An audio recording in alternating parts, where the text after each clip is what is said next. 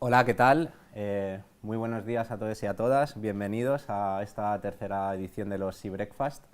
Los Sea Breakfast son unos desayunos que organizamos desde el Cannabis Hub en colaboración con la Cátedra Drogas Siglo XXI de la Universidad Complutense de Madrid, dirigida por Araceli. Gracias, Araceli. Es un honor para mí poder estar hoy aquí con vosotros, aparte de expertos y personas que han participado de forma activa en los cambios regulatorios y en el modelo de regulación de distintos países, también buenos amigos, por lo que este evento pues aún me hace más ilusión, ¿no? Voy a pasar a presentar a los participantes. En primer lugar, Araceli Manjón. Ella es catedrática de Derecho Penal de la Universidad Complutense y directora de la Cátedra Drogas Siglo XXI, entre otras muchas cosas. Augusto Vitale Marino, él fue el primer director del Instituto de Regulación del Cannabis en Uruguay, cuando tras la aprobación de la ley se implementó el programa. Por otra parte tenemos a Santiago Ongay, que es un experto en regulación del cannabis en el estado de Colorado, también que lleva 10 años con una regulación del cannabis de uso adulto.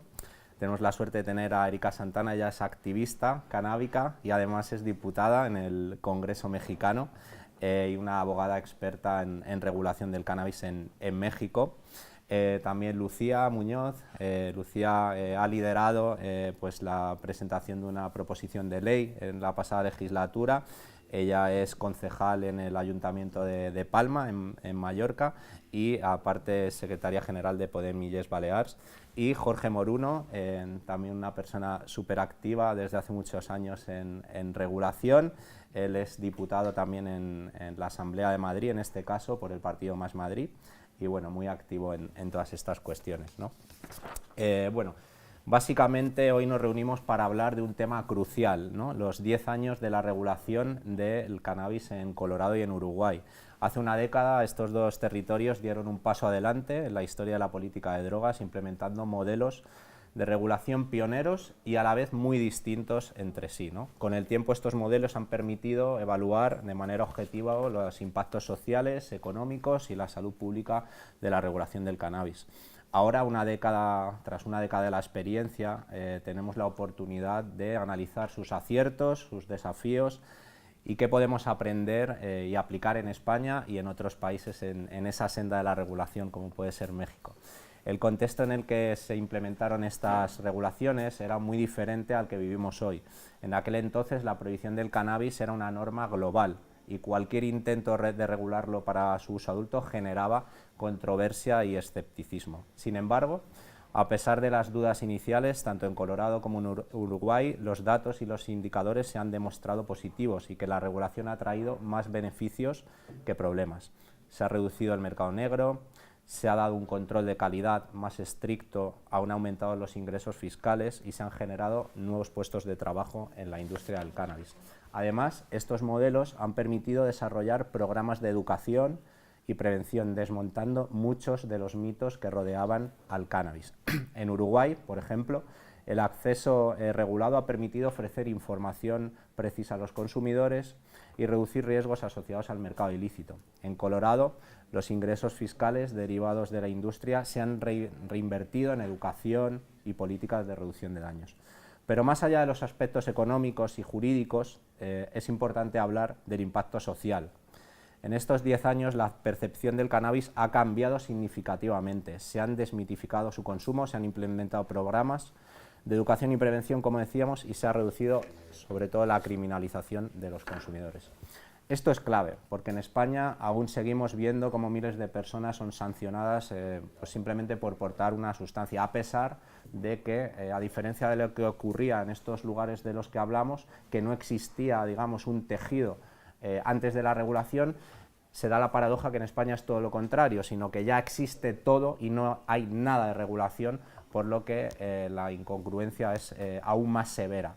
¿Por qué es importante hablar de esto hoy? Bueno, España se encuentra en un momento clave de discusión, con distintos debates. Por ejemplo, Jorge podrá hablar de la confrontación de la actual presidenta de la Comunidad de Madrid, que encarna el trumpismo castizo en España.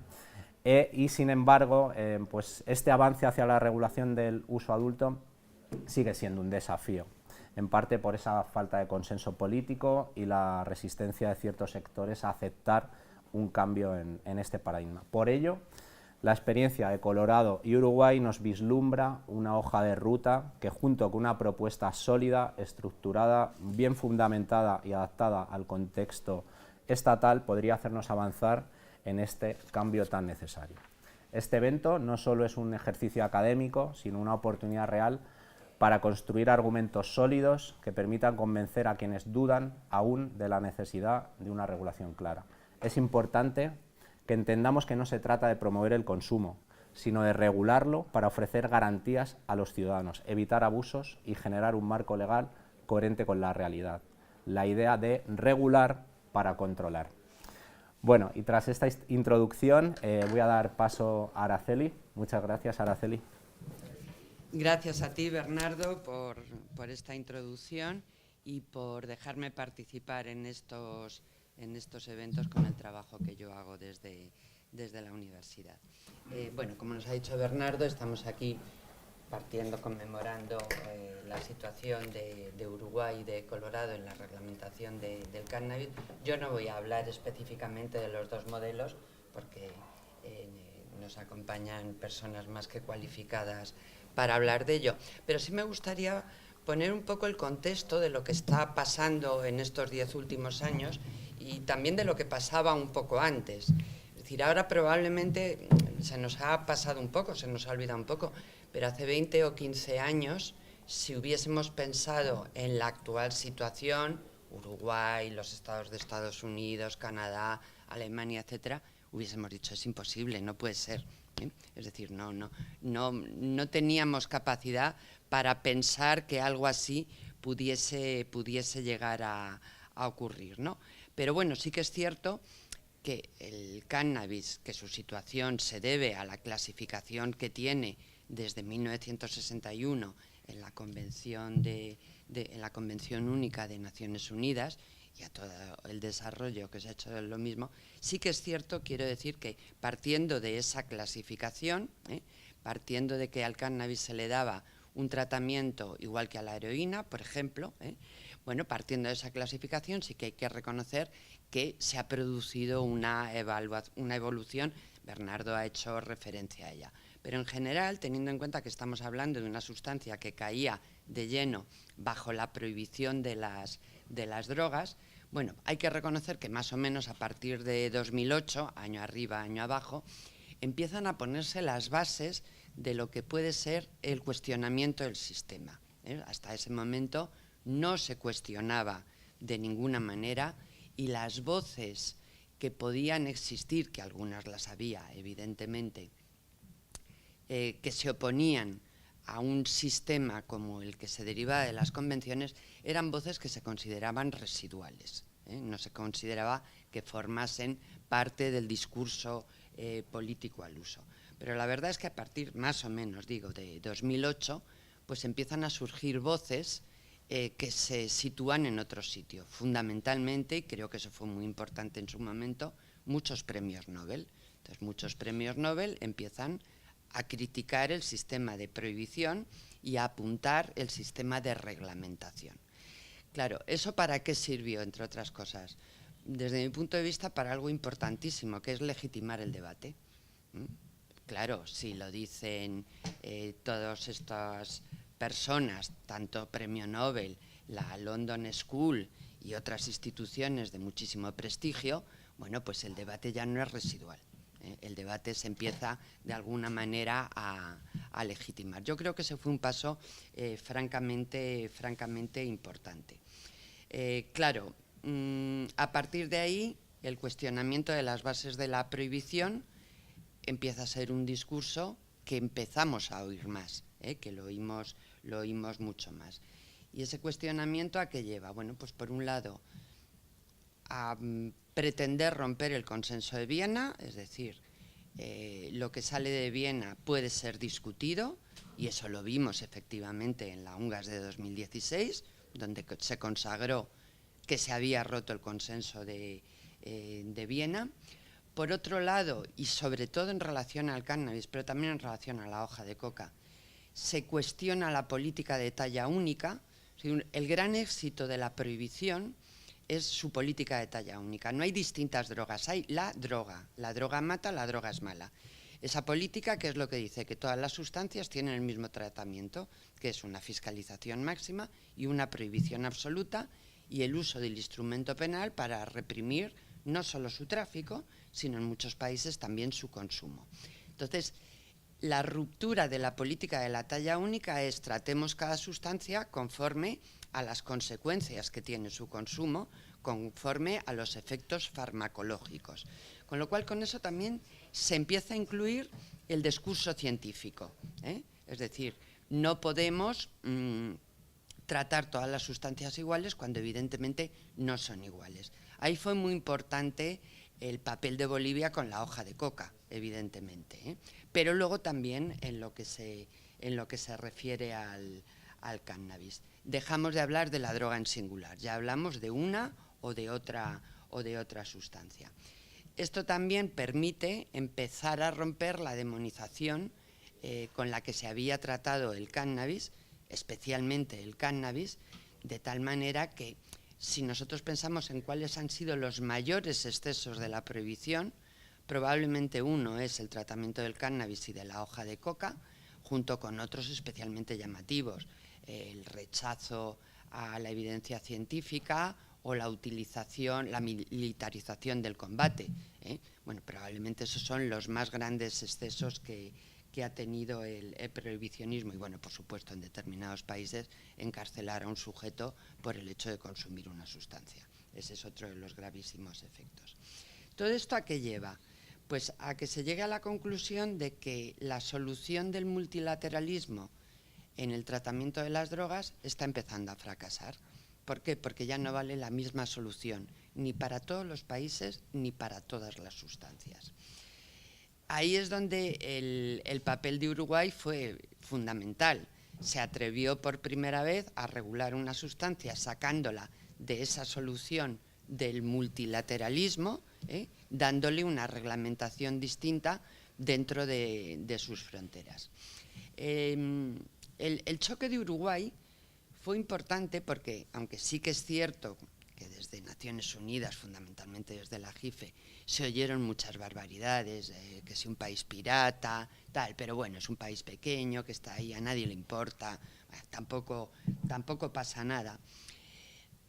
Claro, a la vez en Estados Unidos había ya estados que estaban reglamentando, bueno, también se le quiso quitar una cierta importancia diciendo que la ley federal seguía cumpliendo las convenciones y que quien está obligado por las convenciones no son los estados singularmente, sino que es el Estado federal y que por lo tanto en Estados Unidos se seguía cumpliendo con las convenciones.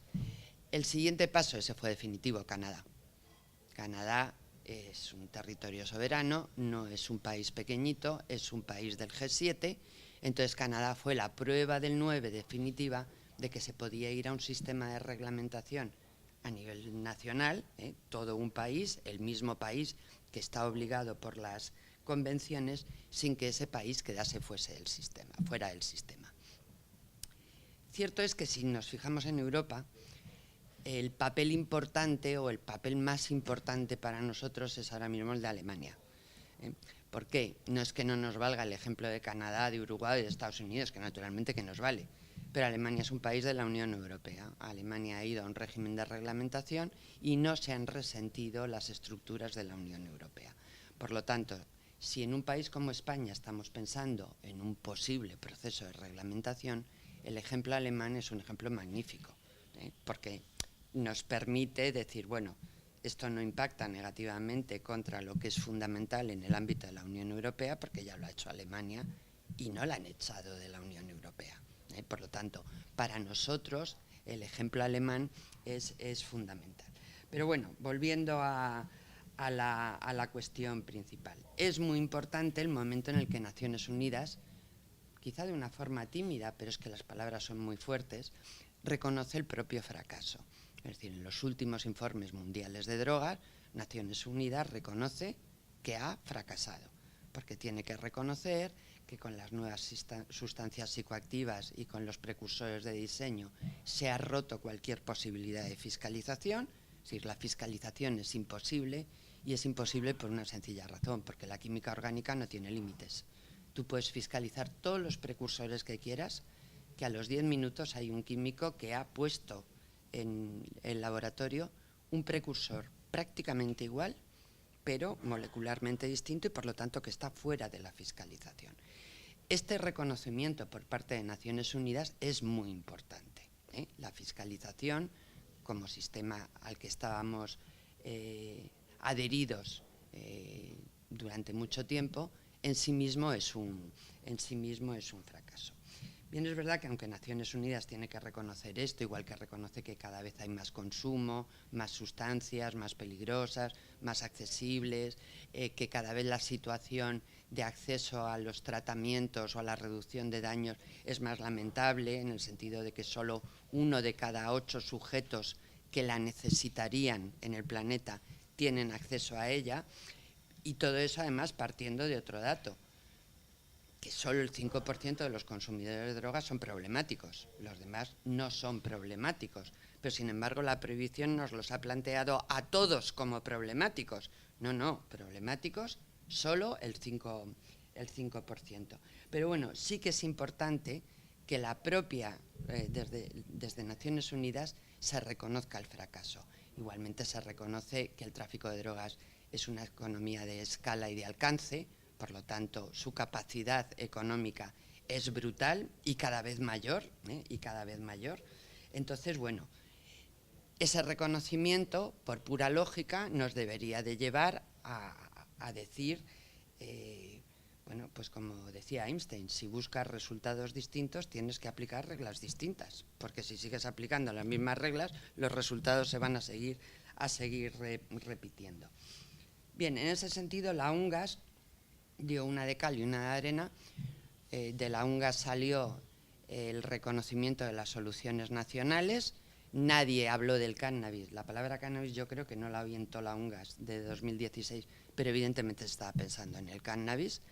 Se admitió que las convenciones tienen una interpretación flexible. A esa interpretación flexible, evidentemente, se han adherido los países donde se ha iniciado un procedimiento de reglamentación.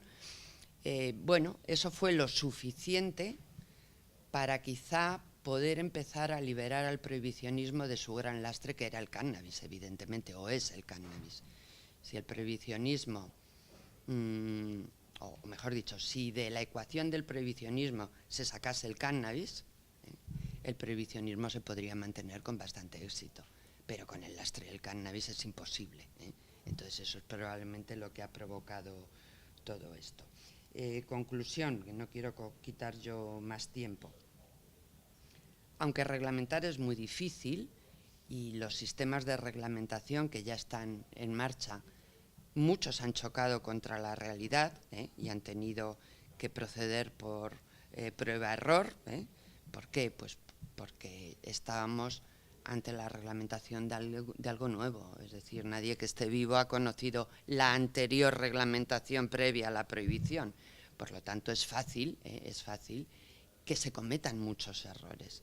Evidentemente, eso tiene también una ventaja, digamos, para los que van detrás. Bueno, pues que aprenden de los errores ya cometidos, que aprenden pues que hay determinadas cosas que no se pueden hacer porque al final el sistema o el mercado no las absorbe. Entonces hay que ir a ciertos cambios. Y aunque, como digo, regular es difícil, y más en esta materia, y regular no es solo aprobar un decreto o aprobar una ley, sino que es aprobar un sistema que tenga una finalidad clara y concreta y que todo responda a esa finalidad.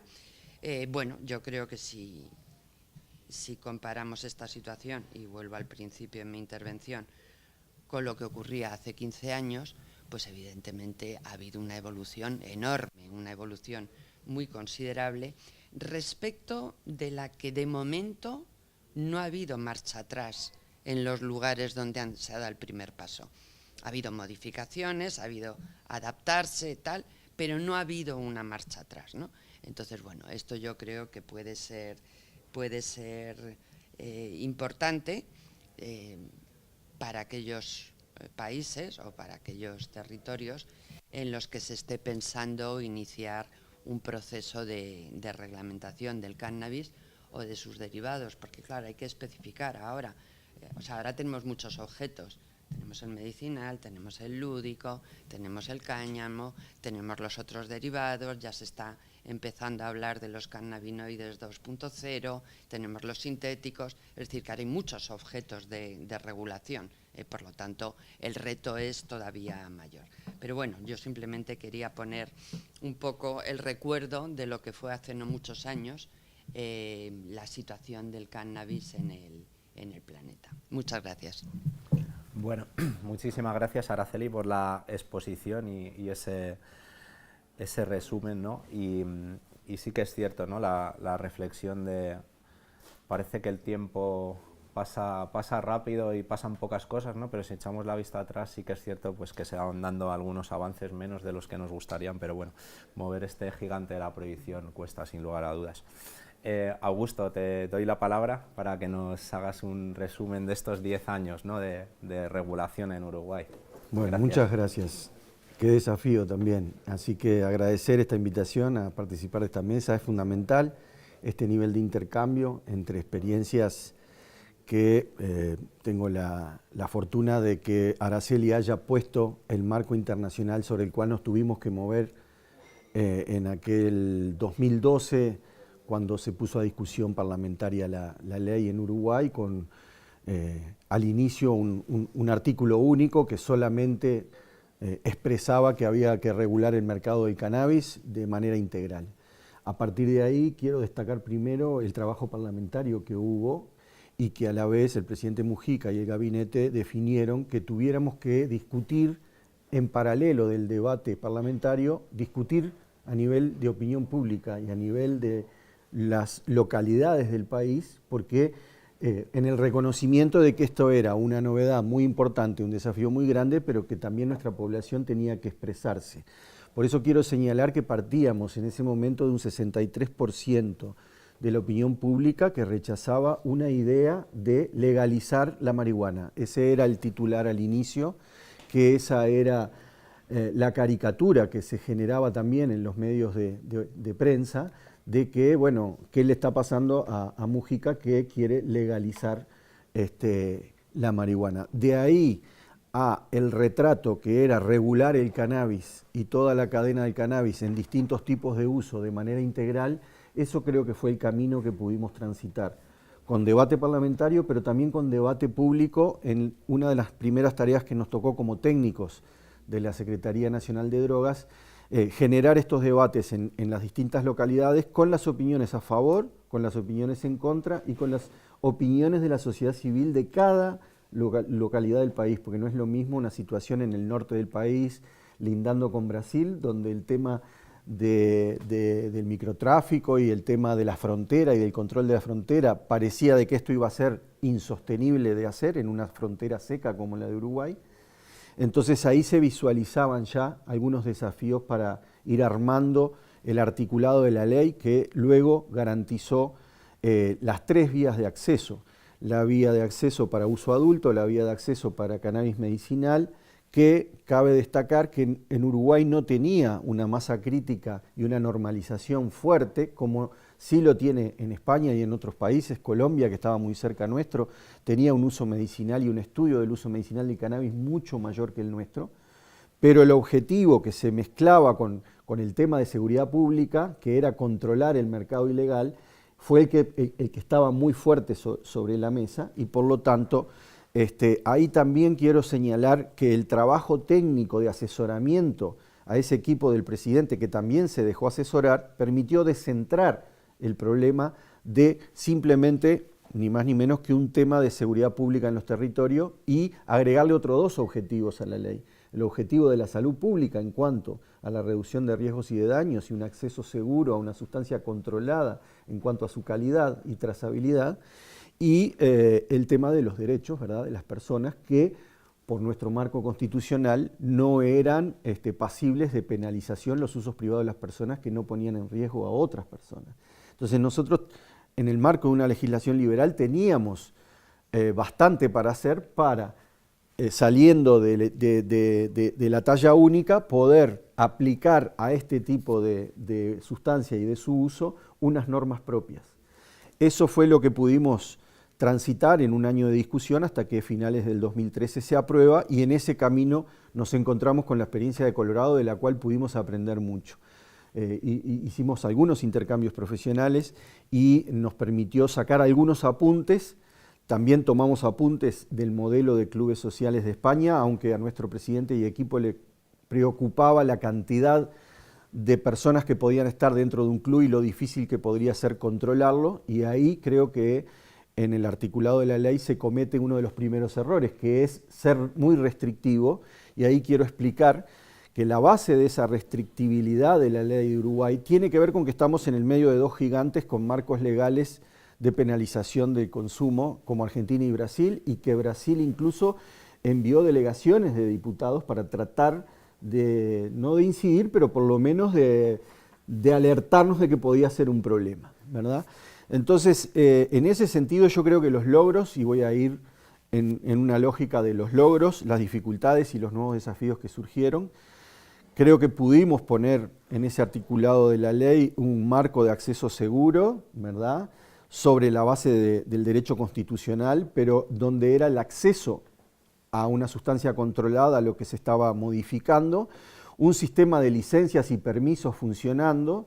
Fue necesario habilitar un registro de las personas, y ese fue un aspecto polémico que lo tuvimos que trabajar, y personalmente yo fui el primer director del IRCA, pero estaba trabajando en la Secretaría de Drogas y me tocó la tarea de convocar a la sociedad civil para tener los insumos para darle a los legisladores y las legisladoras, y uno de los cuestionamientos era: ¿por qué si yo voy a consumir cerveza no me piden mi identidad y tengo que poner mi identidad en este registro? Entonces tuvimos que desarrollar un sistema de software bastante potente para no seguir a una persona, sino seguir un algoritmo que se anotaba en el sistema para ver su comportamiento, en el cual no podía ir por las 3 formas de acceso de uso adulto al mismo tiempo, solo tenía que elegir clubes de membresía, autocultivo compartido en el hogar o el sistema de las farmacias. Los farmacéuticos, cuando se estaba discutiendo la ley, algo parecido creo que en México lo estábamos hablando, también empezaron a reclamar su derecho a dispensar, y por lo tanto quedaron en la ley incluidos como una de las vías de dispensación.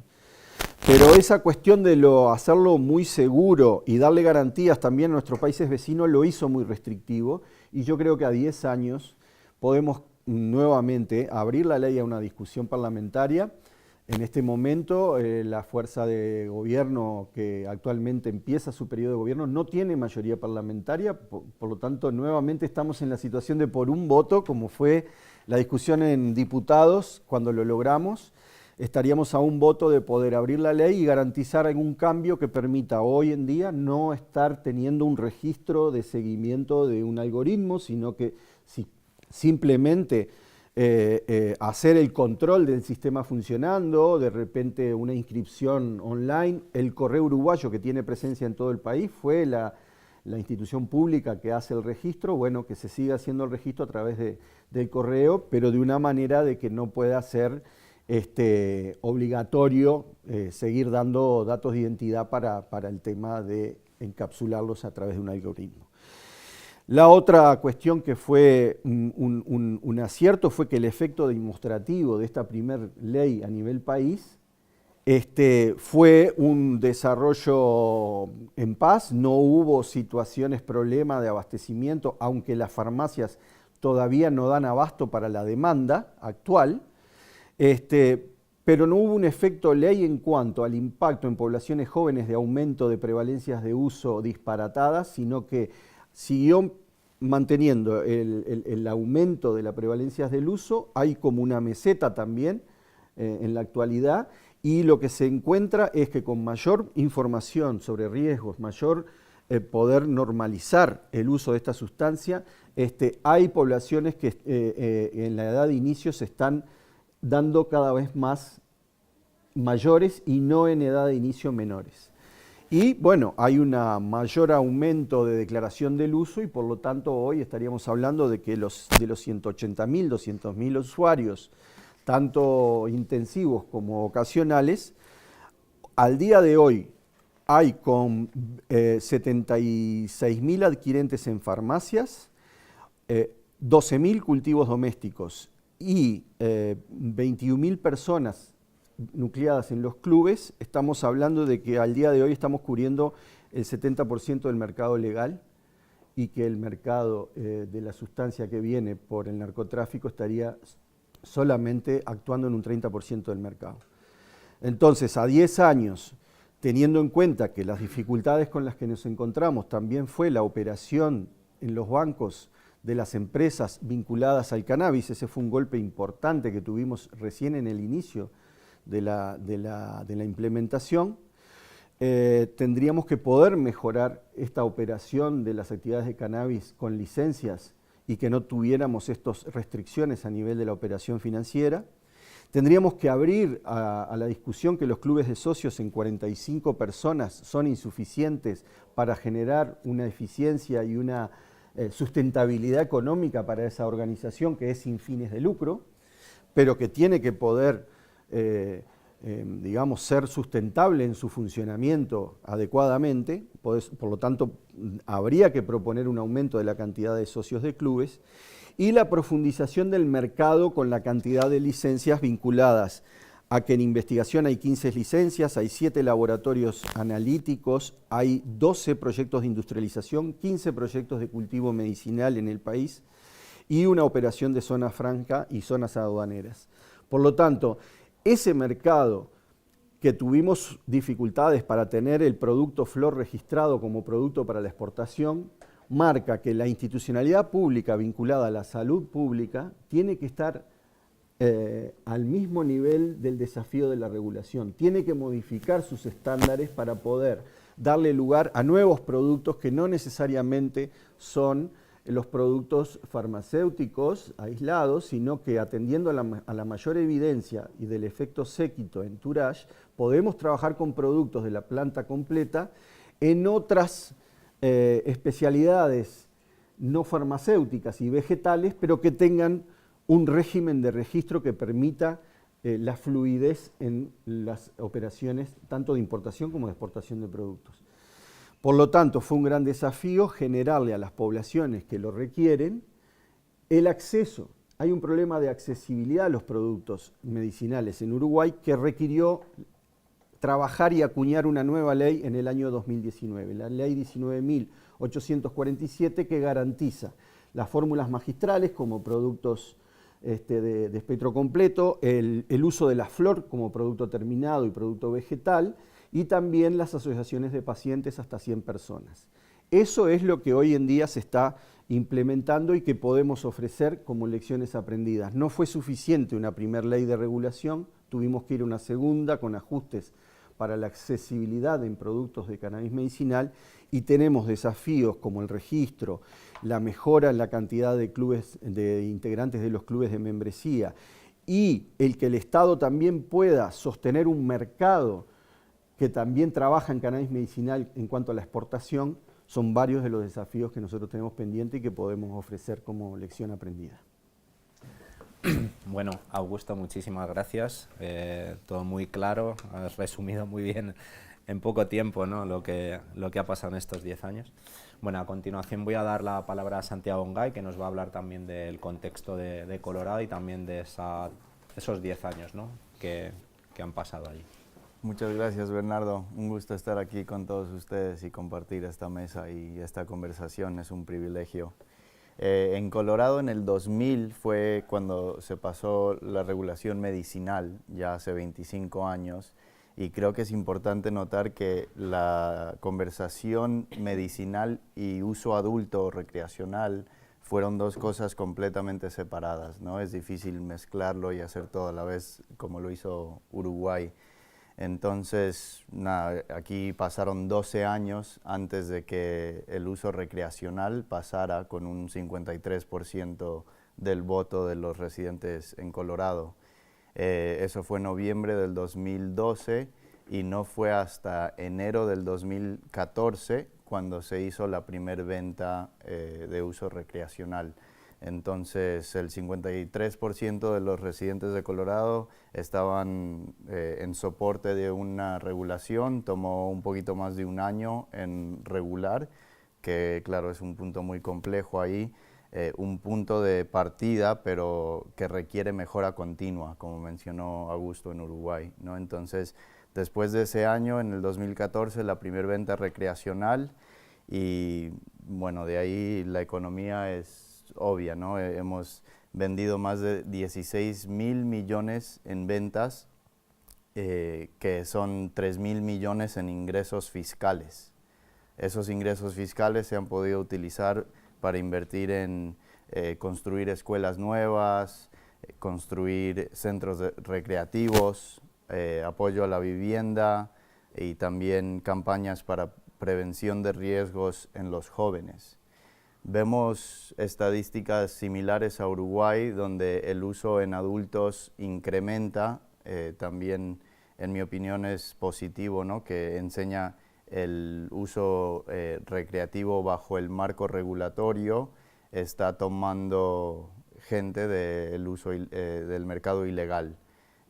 Mientras en los jóvenes el uso disminuye poco a poco y la edad de consumo también disminuye poco a poco. Entonces no hay un gran cambio antes de regulación, después de regulación en el consumo, aumentó en adultos igual y disminuyó con la educación y información disponible para prevención de riesgos en los menores. Algunas similares con Uruguay y algunas cosas diferentes con Uruguay. Una cosa diferente de lo que vimos en Uruguay es menos restricción, ¿no? Mencionó Augusto que los 45 miembros en los clubes no son suficientes. En Colorado lo que vimos después del COVID más que nada es una sobreproducción en Colorado, causando los precios que bajen, causando los trabajos también, un 30% de corte en trabajo dentro de la industria y algunas empresas acaban cerrando. Entonces, muy importante encontrar un balance y lo vemos con diferentes estudios en Estados Unidos, en los estados, donde algunos estados abren sin limitación de licencia y causa una saturación del mercado legal, que causa problemas en empresarios y compañías, tienen que cerrar y los precios, es un balance interesante, ¿no? No queremos un precio muy alto porque entonces el mercado ilegal es el que sigue proveyendo el producto al consumidor, pero con un precio muy bajo, entonces no es suficiente para mantener los negocios rentables. Ahí sí es fines de lucro. Entonces sí es un balance importante, creo que en Colorado se está aprendiendo, hay ahorita una limitación de licencias, no están otorgando licencias nuevas, es más venta de licencias que ya existen y requiere mejora continua de regulación para encontrar ese balance en el mercado legal. Otras cosas que mencionar, la detención por posesión de cannabis disminuyó en el 71%. ¿no? Entonces, de nuevo, recursos del gobierno estatal y también persecución de los ciudadanos que consumen bajaron el 71%. Ahorros a nivel estatal en todos ese tipo de recursos muy importantes. Otras mejoras en la regulación que hemos visto es todavía es muy difícil abrir un club de consumidores. Entonces, cuando se abrió la industria recreativa de los adultos, había mucho turismo que viajaba a Colorado para poder comprar legal y consumir, pero se encontraron que no había el lugar para consumir y estaban forzados o a romper una ley de consumo, consumiendo en un lugar público o en un hotel, o se crea también existe un negocio nuevo, una oportunidad nueva, donde la gente abre hoteles o casas para ofrecer el consumo privado y legal, ¿no? Entonces, para mí es importante también tener en cuenta no solo la compra legal, pero también el consumo legal, ¿no? Lo que apoya teniendo clubes sociales o cuando menos una zona donde se pueda consumir sin romper la ley de consumo. Mucho más, hay varias cosas que mencionar, pero más que nada yo creo que tener en cuenta que una ley en un principio, como mencionaba Araceli, no es el punto final, ¿no? Sino el punto de comienzo donde requiere siempre mejora continua, es un ecosistema nuevo completamente y se tiene que crear ese marco de revisar cada año, cuando menos, cómo va la situación a nivel legal, a nivel de otorgación de licencia, a nivel de consumo y poder balancear el mercado legal, viendo siempre el agregar más gente que venga a comprar del mercado ilícito o como lo queramos llamar. Entonces, sí, 10 años después en Colorado, más que nada lo que hemos visto es cómo han mejorado las escuelas, cómo han mejorado las zonas con apoyo de la vivienda, la compañías y el recurso que tiene el Estado. Se ha mudado mucha gente a Colorado buscando oportunidades dentro del sector canábico y las ha encontrado, desde empleo hasta creación de compañías nuevas. No sé, la verdad, mucho más que comentar. Yo creo que la situación en Uruguay y en Canadá, como mencionamos antes, es un estudio mayor. En Estados Unidos sigue siendo ilegal a nivel federal. Tenemos todavía, igual que Uruguay, un problema financiero, ¿no? Problemático poder trabajar con los bancos. No se puede mover el cannabis cruzando diferentes estados, entonces están limitados a un mercado estatal y causa dificultades no solo en el consumidor, que si cruza una línea de un estado a otro, puedes estar en problemas a nivel federal, ¿no? Entonces definitivamente tenemos muchas mejoras a nivel federal. A nivel estatal ya tenemos 10 años de regulación en Colorado, 25 años a nivel medicinal y más en California. Entonces definitivamente tenemos la información necesaria para poder continuar a mejorar, no solamente a nivel estatal, pero también a nivel federal. Bueno, muchas gracias, Santiago.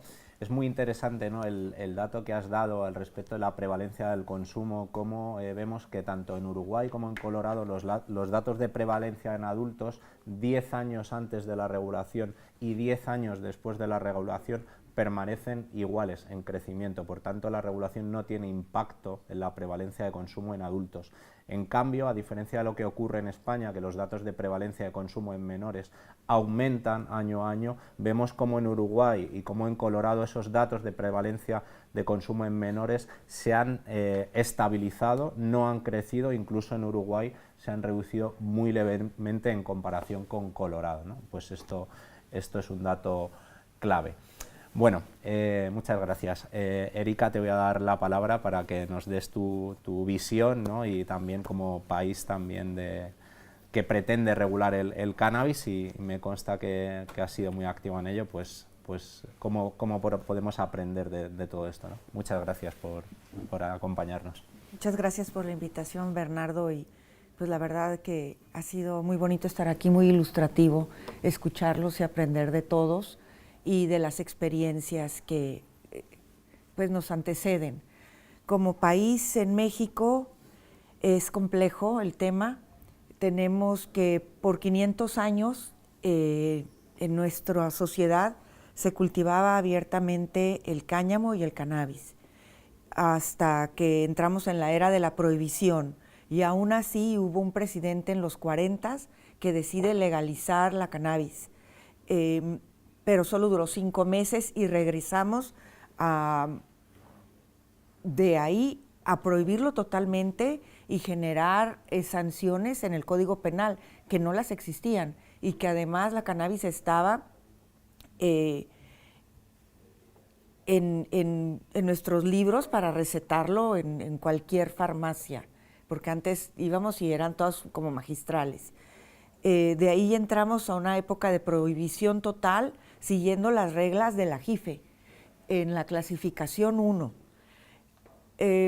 Y no es hasta a los mediados del 2005 cuando se reciben los primeros amparos en nuestro país, en dos sentidos. El amparo es un habeas corpus, pero la diferencia es que en México no solo se puede presentar en el área penal, sino en cualquier área del derecho, y no solo para la persona física, sino también lo pueden presentar las personas morales. Y esto es bien importante por lo que voy a decir a continuación.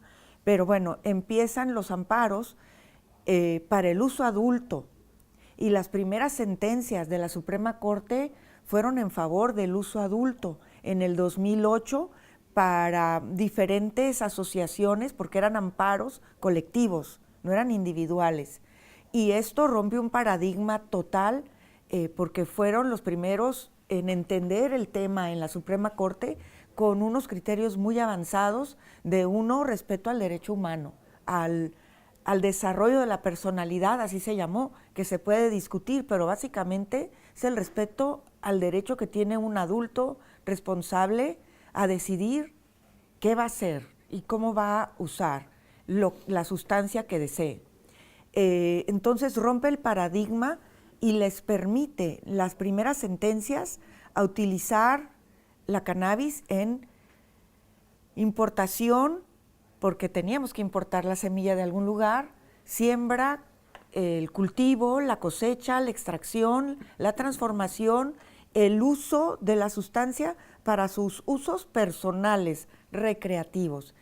Y como cascada, entonces empiezan a llegar en la otra línea, que al ver esto presentan sus siguientes amparos, que son ahora para uso médico, y son padres de familia buscando el uso médico de la cannabis para sus hijos. Y aquí, entonces, 2 años más tarde, llegan las sentencias de la Suprema Corte protegiendo el derecho al interés superior del menor, de su salud, del acceso a la salud, a la vida, a los cuidados también que requieren, y el acceso a la medicina, y que no necesariamente tiene que ser una medicina alopática o algo que está establecido en la generalidad, que puede ser otro tipo de medicamentos si le funcionan. Y a partir de ahí empieza como un despertar en la sociedad, y llueven los amparos, las solicitudes de amparo ante la Suprema Corte o ante las Cortes Federales en los estados. Se generan entonces jurisprudencias, y tanto ruido se hace con protestas y demás, porque a pesar de las sentencias tenías que buscar que COFEPRIS, que es el área del Estado que regula todo lo que te comes, te untas, respiras, inhalas, tomas, cualquier cosa que tenga que ver con el ser humano, necesitaban permiso de COFEPRIS para poder importar sustancias que legalmente no se puedan conseguir en México, o las semillas para plantarlas y hacer los medicamentos para los niños.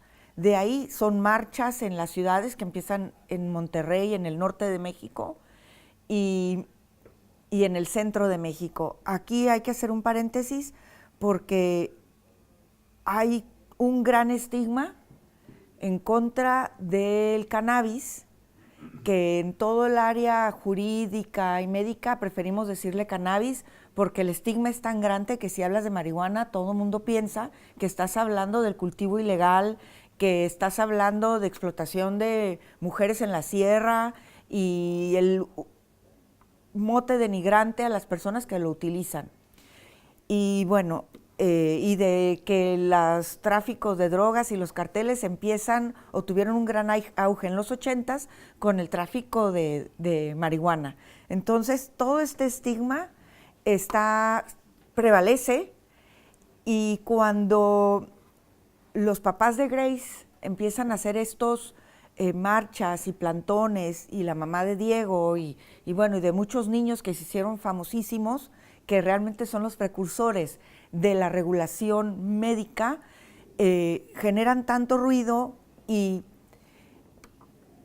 ven en el público en general, empiezan a entender que puede haber uso positivo de cannabis para uso médico. Y de ahí, por decreto presidencial, aunque ya había una propuesta legislativa en el Poder Legislativo, valga la redundancia, por decreto presidencial se emite una reforma a la Ley General de Salud en el 2017, que antes de que la reclasificara la JIFE, pues se reclasifica en México. En el 2017 se reclasifica dentro de la Ley General de Salud, se baja al número 2 en lugar de tenerlo en la fracción primera de sustancias controladas, y se permite su uso para fines médicos, dependiendo de todo lo que diga la ley. Y además, en el artículo 245, que también se reforma, en la fracción quinta dice, y también será legal para amplios usos industriales, cuando se trate de CBD, como si solamente hubiera un cannabinoide o dos, y de THC, cuando sea menor al 1%, o sea, 0.99 para abajo, puede ser usado libremente para usos industriales, sin decir más. Y se aplicarán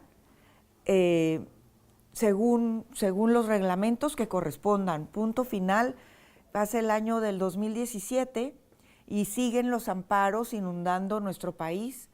En este caminar, entonces, hay discusiones de que se debe generar, y dice, armonícense las leyes.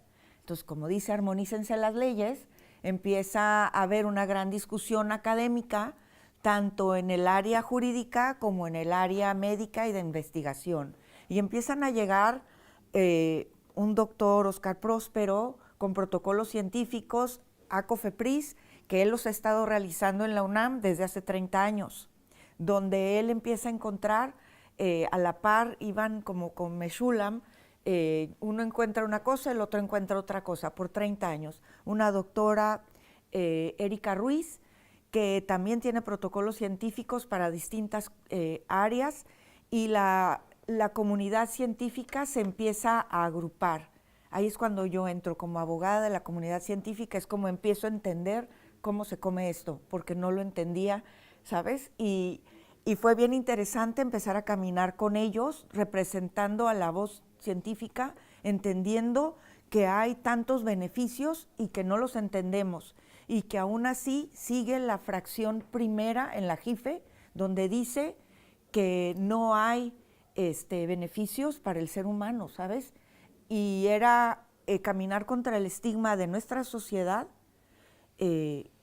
que a pesar de que ya estaba reforma en la Ley General de Salud, seguía sin regularse de ninguna manera. Fue cuando en el 2018 termina un periodo presidencial y empieza el siguiente periodo presidencial de Andrés Manuel López Obrador. En el 17, Enrique Peña Nieto hace el decreto y se legaliza, ¿no? Acabo de mencionarlo. En el 18 entra Andrés Manuel con otra visión, y aparte ya eran tantos los amparos que ahora iban acompañados de órdenes al Poder Legislativo de legislar, pero no legislaba nadie. Se hacía caso omiso. Entonces llegas a un punto en que tienes que legislar porque puede haber sanciones a los que no legislan, y empiezan a llegar ahora al Poder Ejecutivo las órdenes de legislar. Me toca participar como ciudadana en el esfuerzo de la redacción de la regulación médica.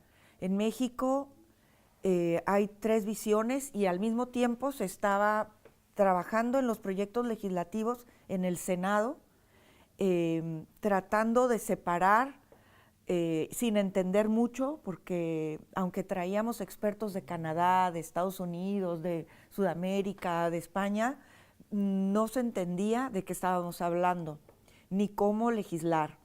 Entonces, en paralelo, en el Senado se estaba trabajando en una propuesta legislativa que tenía varios capítulos. Uno, el médico; otro, el uso adulto, por los amparos que habían sido primigenios a los del uso médico y los del uso industrial.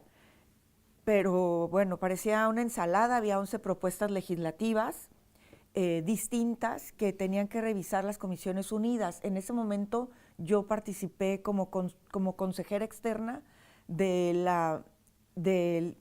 las mesas que estaban revisando esto en el Senado, pero también me toca participar en la redacción del reglamento que entró en vigor hasta el 21 y que redactamos entre el año 19 y 20, en unas mesas que me invitan a mí por presidir con IDEVID, pero pues dije, a ver, yo no soy la científica, ¿sabes? Soy la abogada. Entonces yo llegaba con los científicos por enfrente para que ellos hablaran y yo me sentaba en la silla de atrás para que pudiera facilitarse la redacción, porque estábamos hablando de uso médico.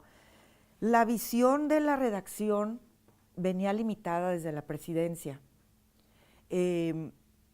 ¿En qué sentido? En que tenemos nosotros 12 escalones como una pirámide de lo que regula COFEPRIS, siendo la base lo que presenta menos riesgos a la salud. ¿Por qué? Porque la regulación de los estupefacientes en el Código Penal tiene dos principios básicos que protege, que es la salud pública y la seguridad pública. Entonces, en base a esto es esta pirámide, estando hasta abajo cosméticos, luego siguen alimentos, luego bebidas, dispositivos médicos, y así te vas, ¿no? Protocolos científicos que presentan nada, que son los dos primeros escalones hasta abajo, y arriba ya tienes medicina alopática, arriba de eso medicina herbolaria, encima de eso tienes el remedio herbolario, y ahí entran las flores. Entonces la visión desde presidencia es: dejen fuera la instrucción día 1, llegas, te sientas, no va a haber regulación de medicina herbolaria, o sea, no entra. Y la discusión que nosotros íbamos como sociedad civil y los científicos es, perdón, vivimos en un país donde hay muchas etnias, donde incluso la marihuana sufrió una apropiación cultural desde la colonia, porque los indígenas descubrieron que sus propiedades semejaban en muchos aspectos a los hongos y a las plantas y a las cortezas de algunos árboles o de algunos animales que ellos utilizan para ceremonias. No puedes prohibirla porque ellos gozan o deben gozar de una libre determinación y utilizar esto para sus ceremonias religiosas. Y además vivimos en un país que por nuestra historia el 80% de la población prefiere la medicina herbolaria y el remedio herbolario a la medicina alopática. Y si partimos desde esa prohibición, de verdad que se están violentando derechos humanos y fracciones constitucionales donde te dan la libertad de escoger.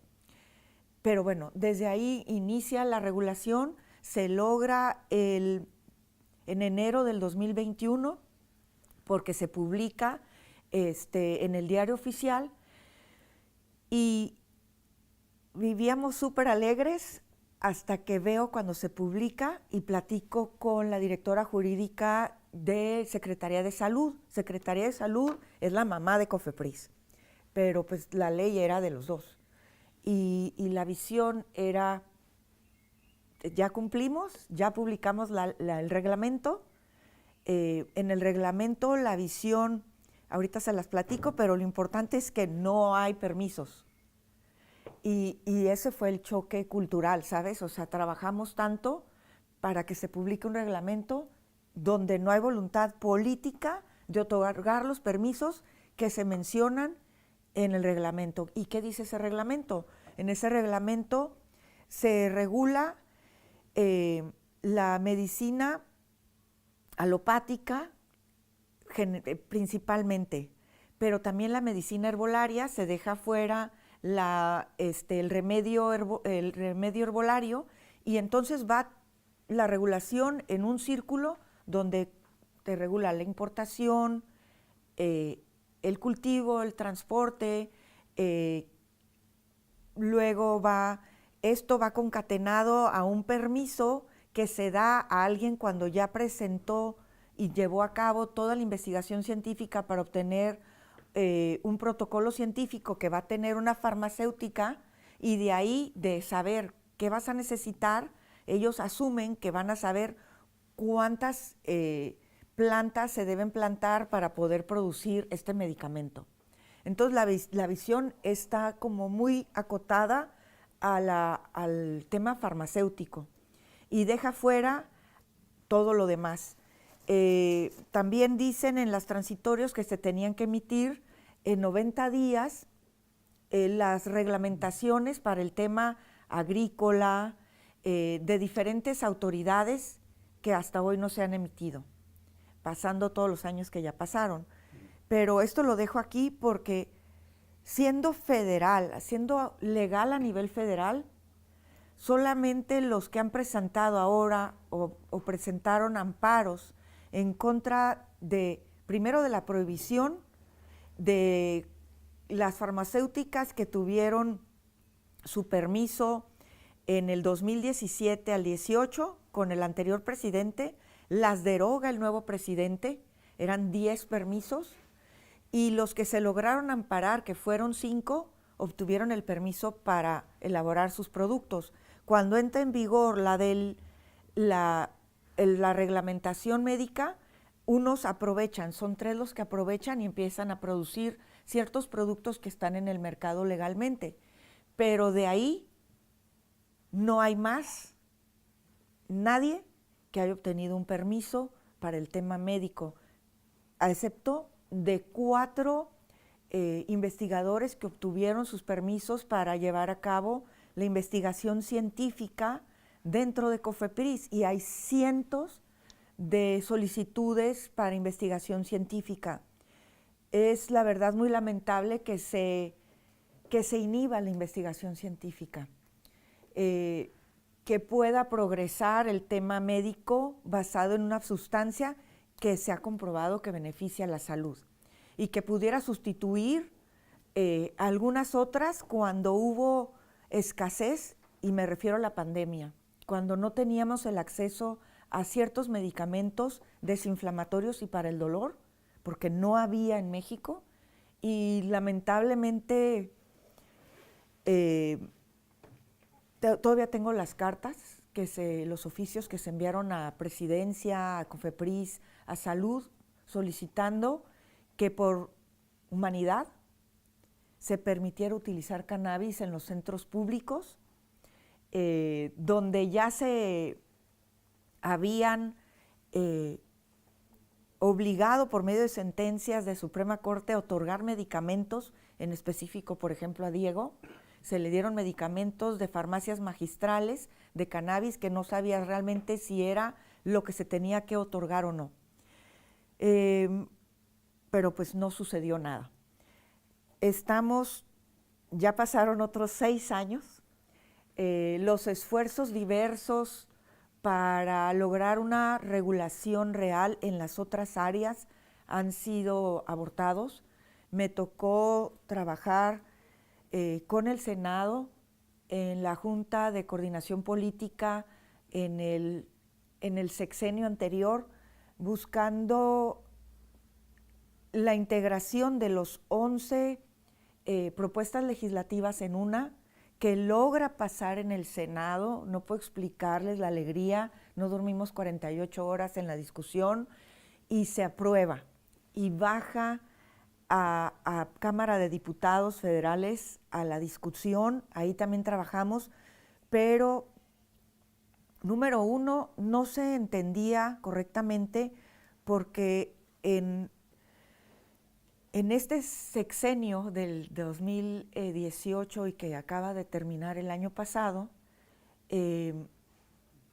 muchos de los legisladores jamás habían estado inmersos en un proceso legislativo. También por la austeridad se habían eliminado los asesores profesionales de carrera, no había tanta participación científica y ellos querían, ante las limitantes del cuerpo, que decíamos, bueno, que pase algo, ¿sabes? Con todas las limitaciones no importa, pero que pase algo que nos permita. Llega y la Cámara Baja quiso hacer una nueva ley. Hizo una nueva ley. Obviamente eso no iba a pasar porque era imposible que sucediera, porque así no es el proceso legislativo. Y al regresar a la revisión, pues fue desechada, por lo tanto fueron infructivos todos los esfuerzos y nos quedamos sin nada. Otra vez volvemos a empezar en un nuevo periodo donde el panorama político es difícil, donde la mayoría de los legisladores son de la misma bancada que la presidencia, es la misma, y ahí estoy yo, también soy parte de esto, soy de una de las 3 fracciones, soy del Partido Verde, está Morena, que es presidenta, está PT y está el Partido Verde. Siendo yo activista por muchos años del tema de cannabis, digo, bueno, ya está el tema médico, ahora vamos por lo que sí es posible, porque estoy viendo cómo es la visión restrictiva, vamos por lo que sí es posible. Lo que consideramos que sí es posible es el tema industrial, y ahorita hay una propuesta legislativa, y la otra la presentaré yo en 2 semanas, ya está lista, pero pues pasando Spannabis presentaremos esta otra y ya les platicaremos lo que sigue. Lo vemos difícil por las amenazas del norte, que nos afecta muchísimo en cuanto a la visión de que México es un país de narcotraficantes y se confunde y no se entiende qué cosa es un cáñamo industrial, incluso hoy en mi país. Entonces ahí estamos, muchísimas gracias.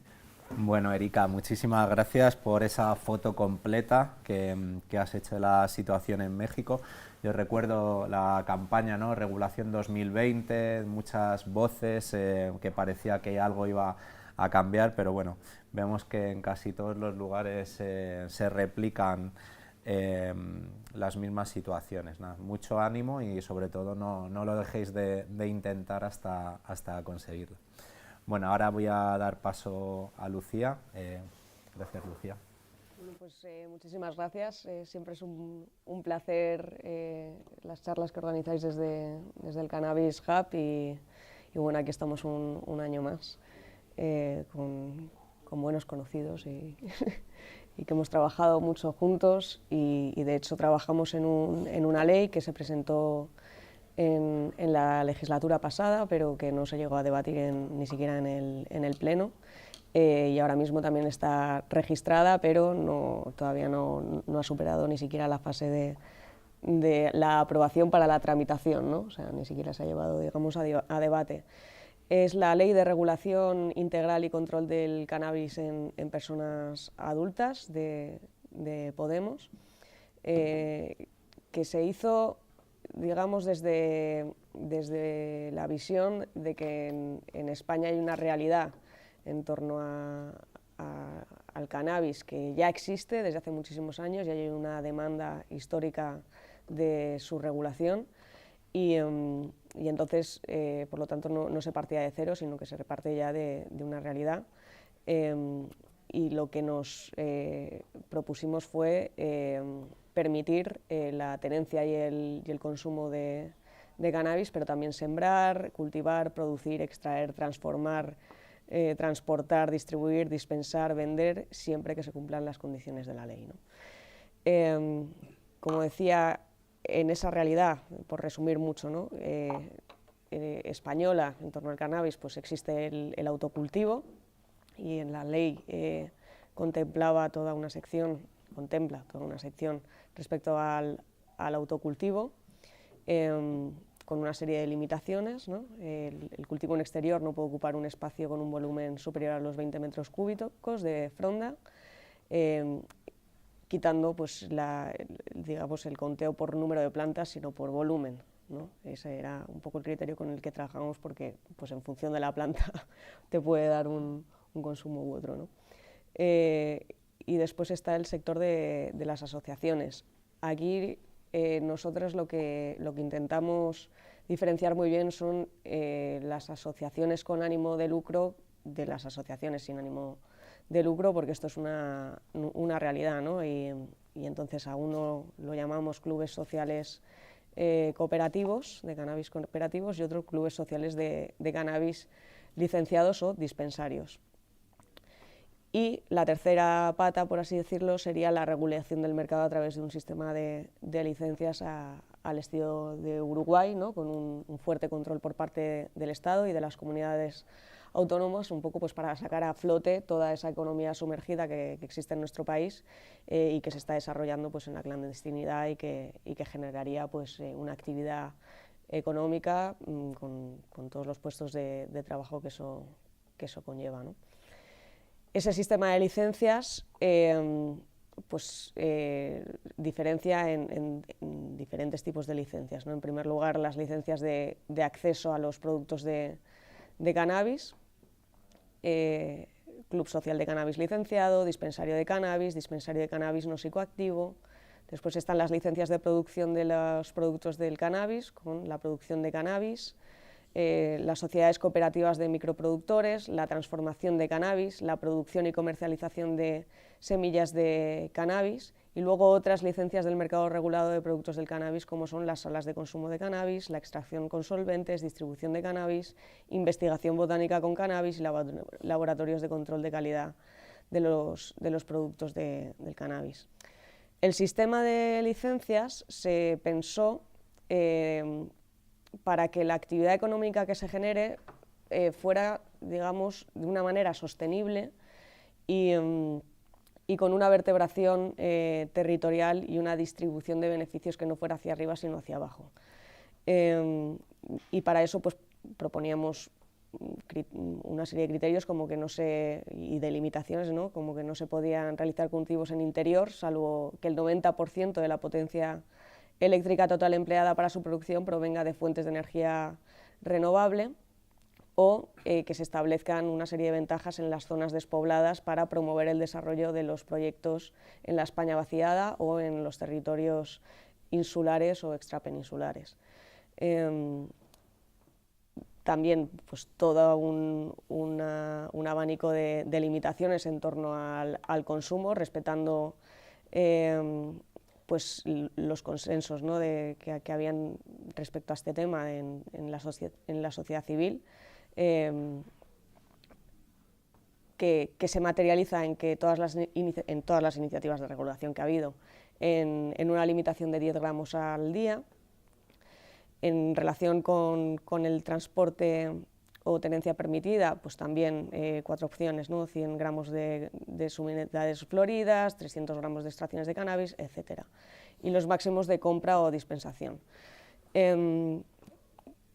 Por todo lo que he explicado, pues es una ley extensa, no es un artículo único que dice que se regule, sino que hay como todo un modelo de desarrollo que evidentemente requiere de todo un sistema de seguimiento y de control y de evaluación de políticas públicas, que es algo que en este país no se da mucho, pero creo que en esta mesa es interesante porque también se ve, ¿no? cuáles son los indicadores, ¿no? del grado de éxito de las regulaciones que ha habido en otros países, como puede ser una de las grandes preocupaciones, ¿no? de la opinión pública o de la sociedad, es el consumo en menores. Esta es una ley que habla en su propio título de la regulación y el control en las personas adultas y deja fuera a todos los menores, pero se ve que evidentemente la prevalencia en el consumo de menores o el grado de consumo en mayores de edad el número de empresas, ¿no? o de asociaciones o de licencias que se están otorgando. Yo creo que hay ya 10 años en los que se puede hacer una evaluación de cómo se han desarrollado las políticas públicas en otros países, que dentro de lo que es este proyecto de ley, proposición de ley, se puede, si se lleva adelante, ¿no? se pueden definir en ese sistema de seguimiento y de control para ir pues, en ese prueba-error encontrando ese balance, ¿no? tan importante a la hora de regular. Esta es un poco la cristalización de muchos debates, ¿no? de diferentes grupos políticos y de organizaciones y asociaciones de la sociedad civil, que desafortunadamente pues, no ha pasado ningún tipo de trámite, ¿no? porque no hay mayoría parlamentaria. Ahora mismo tenemos una derecha que no concibe ni siquiera el debate sobre el tema. Es más, están en posiciones, y yo creo que Jorge aquí en Madrid, con Ayuso liderando este discurso, lo puede explicar mejor que yo, pero digamos que hay pues una instrumentalización de la política de drogas para caricaturizar a la izquierda y a la oposición y a las asociaciones, con lo cual pues estamos en un momento en el que seguimos en el debate de si hay que regular o no hay que regular, cuando en realidad la sociedad civil y buena parte de los grupos parlamentarios ya están en el debate de cómo regular, ¿no?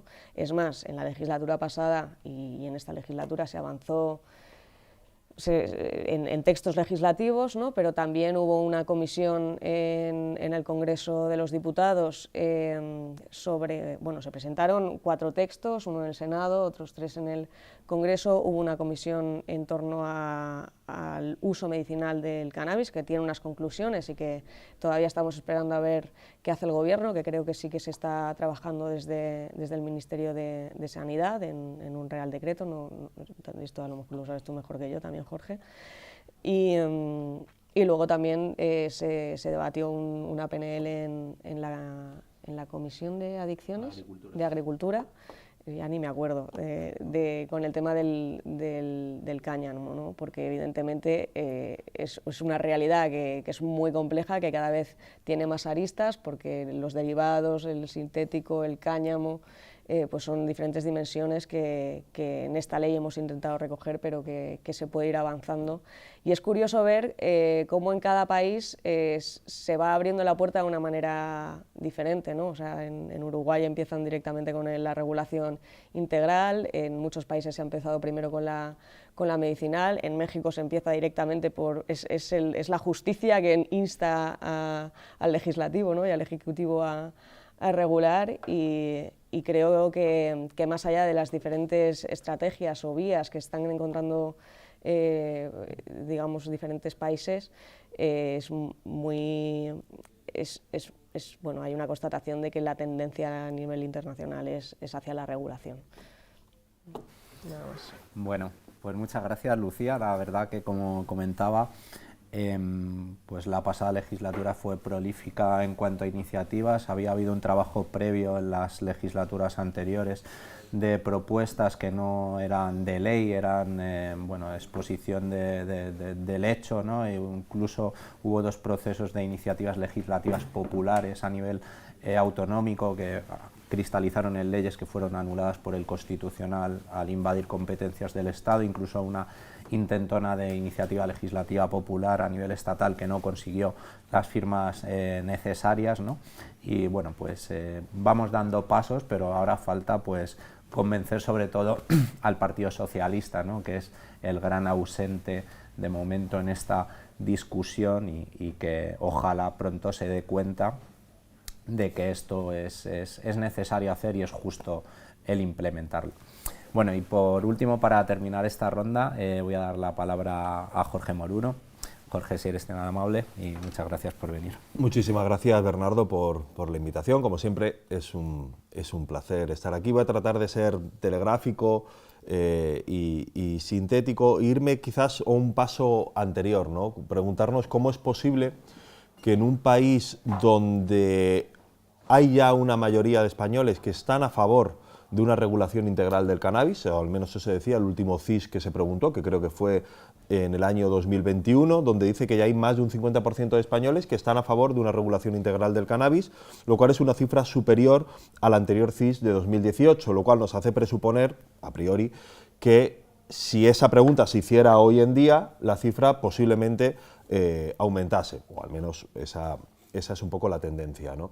¿Cómo es posible que en un país donde el 65 o el 70% considera que es actualmente, con el modelo prohibicionista, y a pesar de todo el aumento de penas y de multas y de persecución y criminalización de los usuarios adultos, consideran que es fácil o muy fácil obtener cannabis en nuestro país, ¿no? ¿Cómo es posible que en un país donde está de alguna manera normalizada esa situación, le cueste tanto dar el paso formal y admitirlo, digamos, en términos jurídicos para ordenar de otra manera una realidad que ya existe? Y digo ordenar de otra manera porque el debate en última instancia, esto sucede muchas veces también como con la vivienda, no se trata de regular o no regular, de intervenir o no intervenir, sino de qué manera se interviene, de qué manera se regula algo, porque actualmente la legislación actual lo que permite es que haya una regulación favorable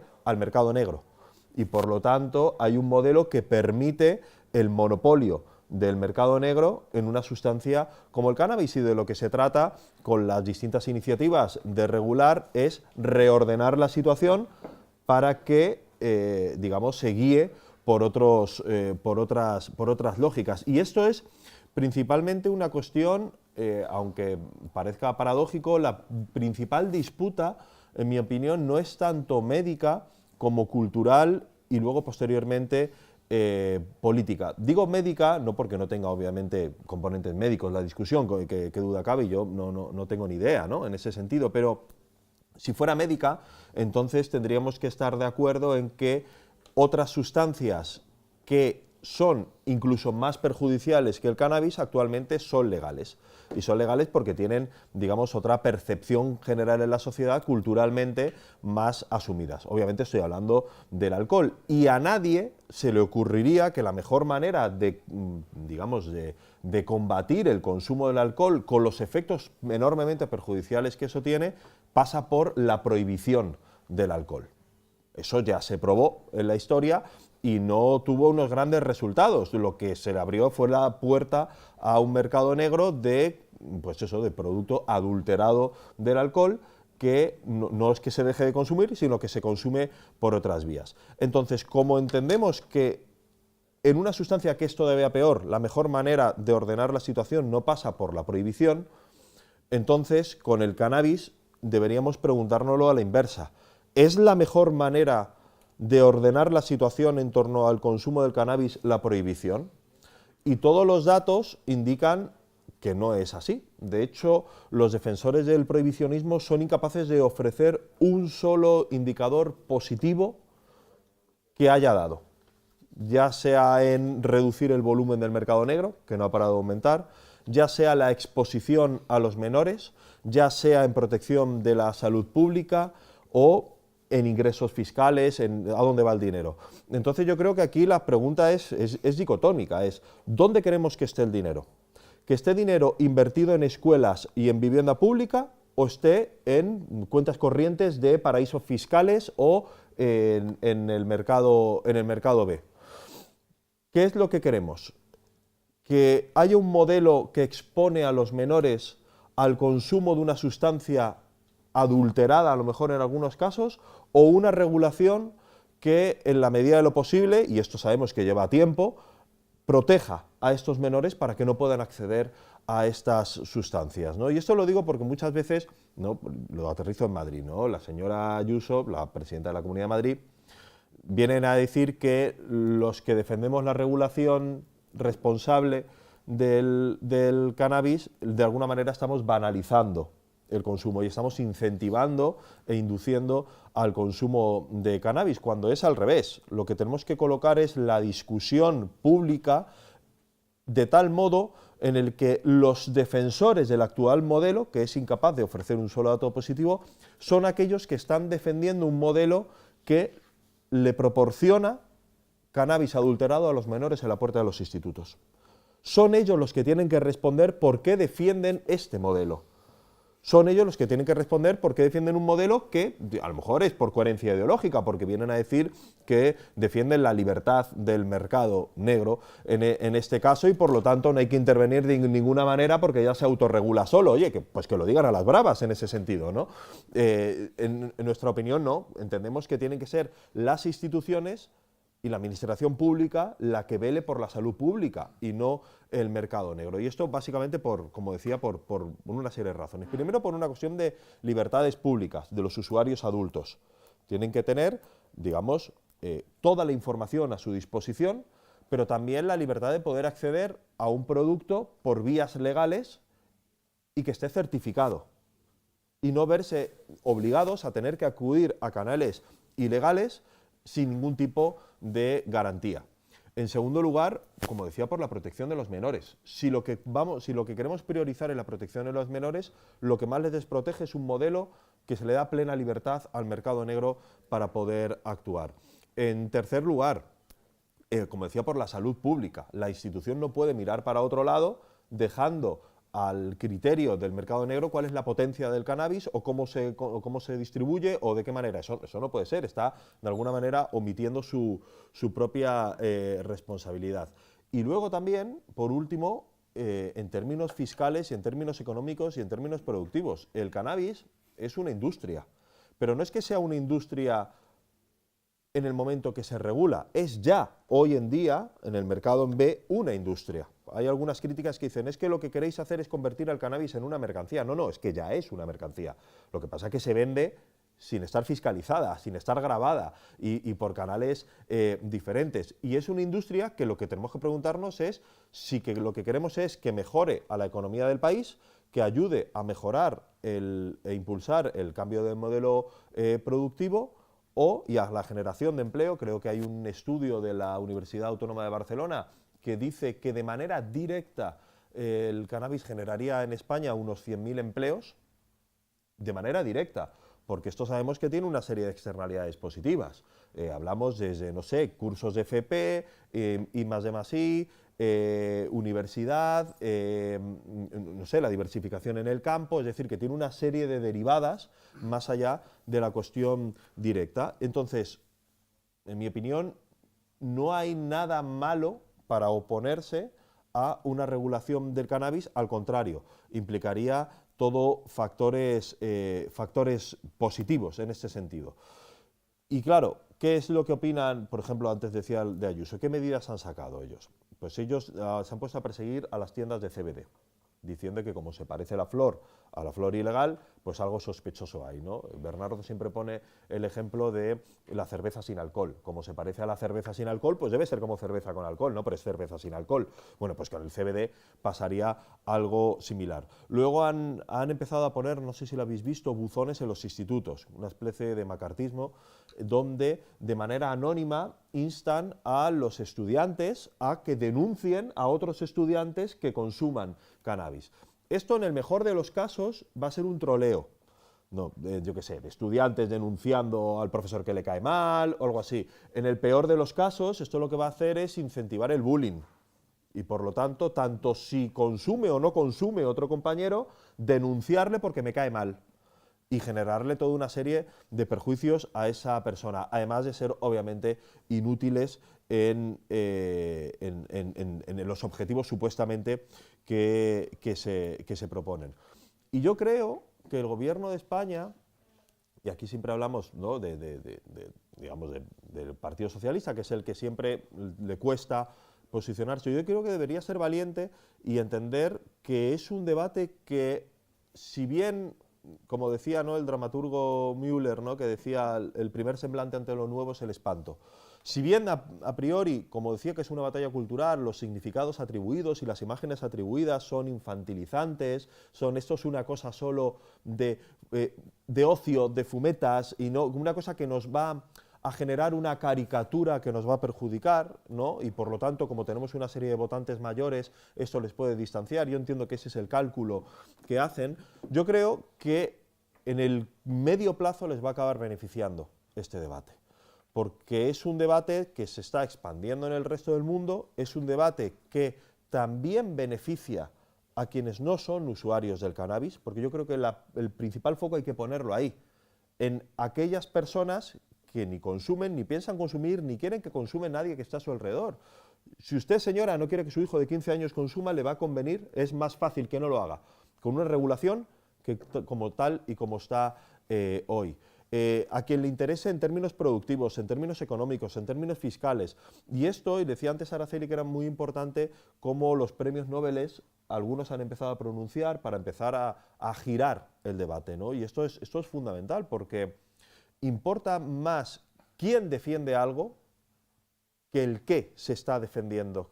Importa más quién lo dice que aquello que se diga, porque personas que están investidas de una autoritas, de una autoridad, son más escuchadas y por lo tanto más respetadas y su mensaje es mejor recibido. Por eso es importante diversificar mucho los perfiles, que haya catedráticas, que haya abogados, que haya economistas, que haya gente de distintos mundos que defiendan posiciones de regulación responsable, porque de esa manera van a ser más capaces de generar opinión, una opinión que acabe drenando y acabe convenciendo a más sectores de los que ya están convencidos de la sociedad. Y yo creo que es un debate en el cual solo se pueden avanzar posiciones. Y es un debate en el que los que estén en contra solo pueden estar actuando a la defensiva con cada vez menos argumentos, toda vez que en el conjunto del mundo los casos que se han dado dirán, bueno, no, pero es que hay en algunos sitios donde ha aumentado el consumo entre mayores de 55 años. Bueno, muy bien. Yo prefiero que se reduzca el consumo entre adolescentes a cambio de que aumente el consumo de usuarios de 55 años que deciden ir a comprarlo. Prefiero proteger a los menores, que es el segmento de edad que más hay que proteger, que el otro, que por supuesto que tengan que tener toda su información a su alcance. Y luego estaría el debate donde deberíamos estar, si en este país realmente los que se llaman liberales lo fueran, el debate que sería cómo hacerlo, cómo regularlo. En mi opinión, no debe seguir la modalidad del alcohol, en el cual lo puedas obtener casi en cualquier lugar, no debe tener la publicidad, no debe tener, digamos, esa banalización del consumo que muchas veces se ha hecho con el alcohol, y luego está la manera de quién se va a beneficiar de la riqueza que esto genera. Porque si bien no queremos que sea el mercado negro, tampoco queremos que sea el Blackstone o el BlackRock del cannabis. Y ahí es muy importante cómo se aterriza, ¿no? Y a quién se beneficia. Y estoy pensando, por ejemplo, en territorios que existen, digamos, como una red de micropymes ilegales en algunas zonas de Andalucía y demás, de cómo tener también una sensibilidad territorial para que esos territorios, que creo que en Massachusetts también se ha hecho, ¿no?, para no dejar fuera a quienes vivían, ¿no?, por ejemplo, poblaciones racializadas que vivían del menudeo y se ven luego excluidas del acceso a las licencias y solo pueden acceder sectores blancos con cierta capacidad adquisitiva. Bueno, pues tú tienes que tener una sensibilidad territorial y social para ofrecer pasarelas para que esos segmentos de la población no se queden fuera y también se vean, digamos, integrados. Y luego, ¿de qué manera? ¿No? Pues obviamente tú tendrás que beneficiar, pues en mi opinión, no sé, generar toda una red territorial de cooperativas, una especie de Oñati o de Mondragón del cannabis, para que la riqueza territorialice en nuestro país y no, digamos, no se vaya a paraísos fiscales o elusión fiscal, o que se vaya por cualquier otro lado.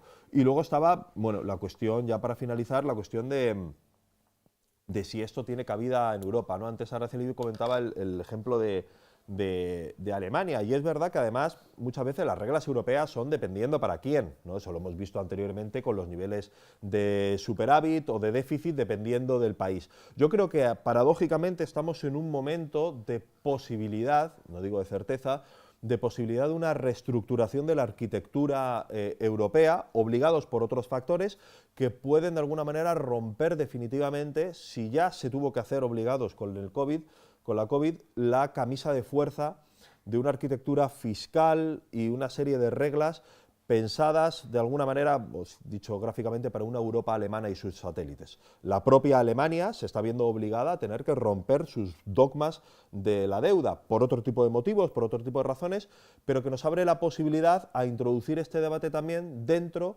de la necesidad de disputar cómo debe ser Europa y qué tipo de división del trabajo. Es que a lo mejor España podría ser pionera en una industria que le acabe exportando cannabis a Alemania, en lugar de lo que hemos venido haciendo, que ha sido todo lo contrario. En lugar de ser únicamente un país receptor de turismo que ofrece servicios a aquellos que tienen el dinero, que vienen a gastarse, ser capaces de producir algo aquí que le exportamos a esos países. Entonces yo creo que en el sentido europeo hay también una posibilidad de introducir y de disputar ese momento. Así que en términos discursivos, en términos de libertades, en términos económicos, fiscales, creo que están las condiciones dadas para tomarse realmente en serio la cuestión de la regulación del cannabis, y creo que el Gobierno de España haría muy bien en disputar esta cuestión frente a una derecha que más temprano que tarde se quedaría descolocada en este debate.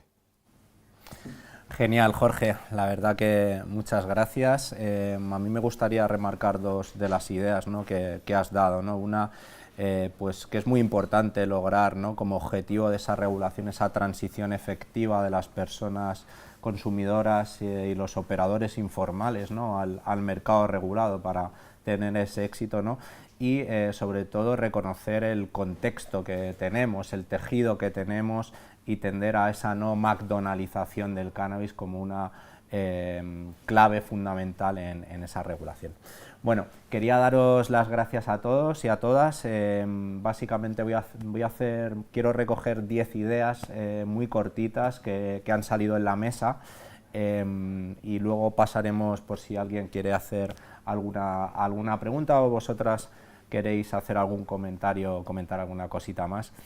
Bueno, yo creo que después de examinar lo que hemos visto en esta mesa, una década de regulación en Colorado y en Uruguay, también un poco lo que nos ha comentado Erika de la situación en México, y también a través de Jorge y Lucía y Araceli la situación en España, ¿no? Básicamente lo que vemos es que los objetivos que pretendía la prohibición, que tantas veces hemos comentado, pues no se han conseguido, ¿no? Y al final se trata de una situación totalmente descontrolada, ¿no? Por lo que respecta aquí en España, como decía al inicio en la introducción, se da esa paradoja de que ya todo funciona sin regulación, ¿no? Entonces, a mí me gustaría remarcar esa idea, ¿no?, de regular para controlar, ¿no? Establecer un marco legal que ofrezca esa seguridad, esa transparencia y esa eficacia, ¿no?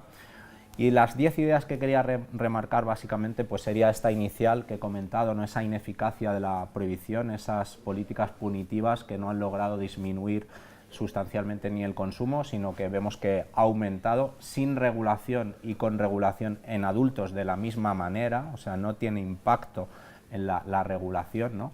El mercado negro sigue floreciendo y además pues comercian con otras cuestiones, otras sustancias, personas y otros productos mucho más nocivos, ¿no? Luego estaría en segundo lugar el despilfarro de recursos públicos ante una situación que se ha demostrado ya ineficaz completamente, ¿no? Estábamos hablando de que casi 1 millón de personas consume cannabis mensualmente en España al menos una vez, y estamos diciendo que todas esas personas están quebrantando una ley al menos una vez al mes, y 500.000 de personas lo hacen a diario, ¿no? Esto conlleva pues una recarga del sistema judicial, administrativo, que es impresionante, ¿no? Luego también la falta de regulación hace que se fortalezca ese crimen organizado, que aumenten esas redes criminales, ¿no? Es fundamental darle barra libre a ese mercado que ya existe, ¿no? Luego, pues también lo ha comentado Jorge, ¿no?, ese agravio comparativo, esa incoherencia respecto del tratamiento de otras sustancias que incluso pues estudios consideran más adictivas y más peligrosas que el cannabis, ¿no?, como el alcohol o como el tabaco, ¿no? Esa necesidad de ese control sanitario, ¿no?, ese etiquetado, ¿no? No sabemos lo que las personas consumen, ¿no? Por suerte las personas autocultivadoras pues son las únicas que pueden saber más o menos lo que están tomando, ¿no? Luego no podemos obviar, evidentemente no darle un papel principal, pero sí un papel subalterno grande a la regulación como una oportunidad económica, cómo la legalización del cannabis puede repercutir y tener impacto positivo en otras políticas públicas prioritarias como la educación, como la sanidad, ¿no? Esos ejemplos internacionales a remarcar, no solo Uruguay y Colorado, que son el objeto de este Sea Breakfast, sino también, como ha salido también, Canadá o ahora como Alemania, que pueden marcar ese camino, sobre todo Alemania, al resto de países de la Unión Europea, ¿no? Luego también esa necesidad de seguridad jurídica a cuestiones que, aunque no son delictivas en España, todavía no están reguladas y generan esas externalidades negativas, como el autocultivo de cannabis o los clubes sociales en determinados contextos, ¿no? El fomento de esas políticas de educación, de prevención, de reducción de riesgos que tienen que ser impulsadas de una forma mucho más fuerte, ¿no? Como tenemos esos indicadores positivos de Uruguay y Colorado, esa reducción en el consumo y esa estabilización del consumo en menores, mientras que en España, sin regulación, sigue la lógica alcista actualmente, ¿no? Y ya, para terminar, ¿no? Esa necesidad de no ir a medias, no ir con miedo, y tener voluntad política, copiar la voluntad política de los legisladores uruguayos, que partían de un balance negativo en cuanto a la percepción de la necesidad de una regulación, ¿no? Esa necesidad de una regulación de un marco integral. Y me gustaría acabar con una frase que dijo una persona, un portavoz del Partido Socialista en Canarias, año 2017, Puerta del Sol de Madrid, delante de 15.000 personas, poniéndose a favor de la regulación en una postura muy valiente, ¿no? Y esa frase, sí a una regulación inteligente, ¿no? Sí a una regulación responsable. Y bueno, con esto quería acabar, daros las gracias a todos y ahora y a todas, y ahora vamos a pasar, si os parece, si queréis comentar algo, y si no, daremos turno al público para que pueda hacer una pregunta. Muchas gracias. ¿Alguien quiere comentar algo? ¿Sí? ¿Augusto? No, un poco, sin cortar la posibilidad de que desde quienes están acompañando nos hagan preguntas.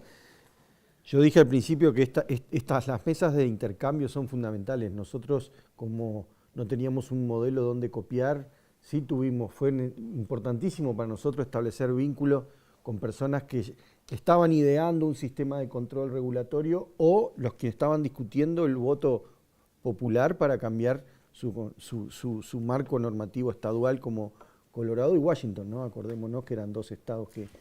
Entonces, yo les quisiera decir a quienes nos escuchan que de ese intercambio nos hemos dado cuenta de muchas situaciones que con el tiempo se confirmaron que no iban a estar suficientemente amparadas en el primer marco legal. Entonces lo que quiero animar es, hay que no cometer una irresponsabilidad o dejar de ser inteligente con la evidencia que hay, pero sí arriesgar a poner un marco normativo, a poner unos límites, a poner unos sistemas de adhesión a ese marco, y quizá, ojalá pudieran ser la variedad de niveles de acceso, como ustedes diferenciaron los clubes sociales de los clubes más que ya están normalizados, pero animarse a poner sobre blanco y negro una discusión, porque la mayor parte de la opinión pública nos está acompañando. Y eso es una situación distinta que hace unos años, cuando empezamos a lidiar con esta discusión en el debate público. Entonces, lo de España me parece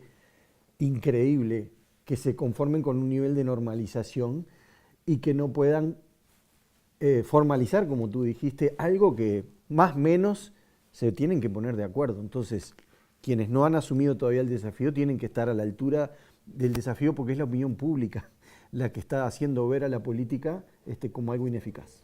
Pero a lo mejor es precisamente por eso, ¿no? Porque como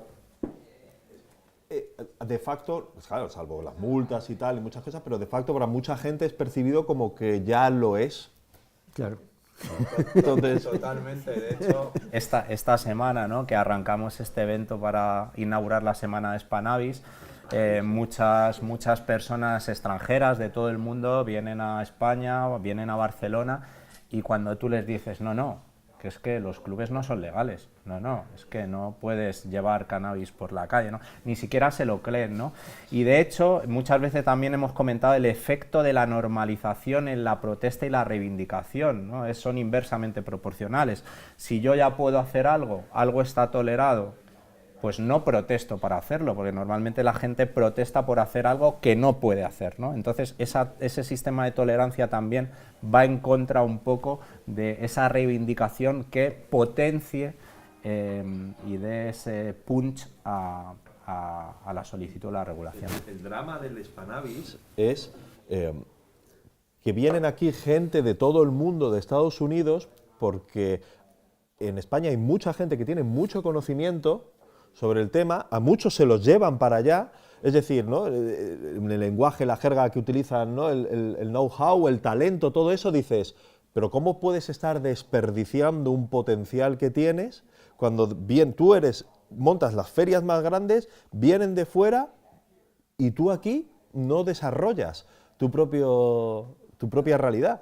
Es que en realidad esa realidad sí se va desarrollando. Claro, pero... Es que lo curioso, o sea, es que hace 20 años que existe Spannabis y 22 años que existe sin apoyo público, claro. ¿No? Y tú vas a la feria y ves un nivel de sofisticación de lo que allí se ofrece que claro que luego sorprende a cualquiera que aquí no esté que esté absolutamente fuera del marco legal, ¿no? O sea, quiero decir, hablabas de la importancia del software informático para diferenciar, ¿no? los perfiles de acceso al cannabis en Uruguay.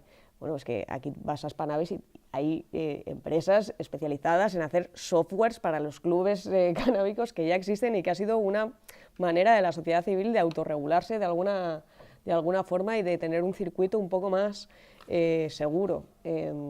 Pero por eso yo creo que la clave está en ver de qué manera ese efecto de normalización, ¿no? Genera también movilización y protesta y no todo lo contrario. Incluso déjame dar un detalle, no quiero, pero... Feel free, por favor. En un momento de la discusión de la implementación, cuando toda la trazabilidad del producto que se va a vender en farmacia era algo muy importante que el Estado lo hiciera bien, porque ahí teníamos más responsabilidad pública. En el autocultivo son actos privados de las personas en su espacio íntimo. En los clubes también es un espacio privado, pero las farmacias era de mayor responsabilidad para nosotros. Bueno, en determinado momento y ante tales presiones de que se iba a derivar producto del mercado uruguayo y íbamos a invadir Brasil con desvío del producto, igual, aunque fácticamente y a nivel numérico no fuera posible hacer eso, se tomó la precaución de que fueran genéticas exclusivas el punto de partida. ¿Y dónde las conseguimos? Con todas las garantías, en España, con productores españoles de genéticas. Entonces digo, han aportado tanto a las regulaciones que se merecen poder poner este perro sobre la mesa. Yo intuyo que hay un problema añadido, porque no lo sé, y que ya adquiere una dimensión geopolítica y que tiene una alianza histórica, centenaria, con Estados Unidos, que se llama Marruecos. Marruecos, ahora no sé qué porcentaje del PIB representa el cultivo de cannabis y, por lo tanto, aunque sea ilegal, ahí. Entonces, ¿de qué manera? Eso es un factor que también es muy importante, entiendo, a tener en cuenta a la hora de plantear una regulación por los desequilibrios que eso puede suponer y las contraprestaciones que te puede... Quiero decir, de qué manera tienes que también entablar un diálogo con Marruecos para ver cómo se arregla. Aunque yo los últimos informes que he visto, ya hay más gente que consume, digamos, marihuana que hachís. Y lo que viene de Marruecos es hachís.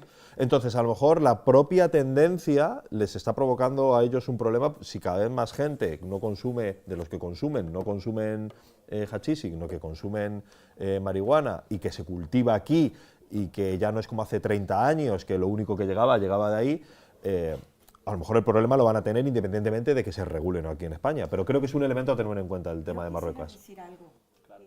Bueno, veo un común denominador entre España y México y es la obsesión punitiva del Estado. No lo veo con ustedes porque lograron otras barreras. En Estados Unidos la historia a nivel federal es diferente, pero esta obsesión punitiva del Estado nos trata como niños, ¿sabes? Como nos infantiliza a todos y además yo le decía algo y lo comparto con ustedes al fiscal general, que es quien debe perseguir a cualquier delincuente. A ver, le decía, la prohibición es igual que si tú pretendes que cerrando los ojos va a desaparecer un problema. Le digo, a ver, cierra los ojos, ¿desaparece el problema? No. Sin embargo, con la prohibición, tú estás propiciando y apoyando al mercado negro y todo lo que representa, ¿sabes? Es mejor regular. Regulas porque puedes generar una trazabilidad en un producto que ya se consume y que no se deja de consumir porque cierras los ojos. Y puedes proveer mejor calidad, generas menos problemas de salud pública y además dejas de percibir todo este recurso que hoy lo tienen los narcotraficantes, ¿sabes?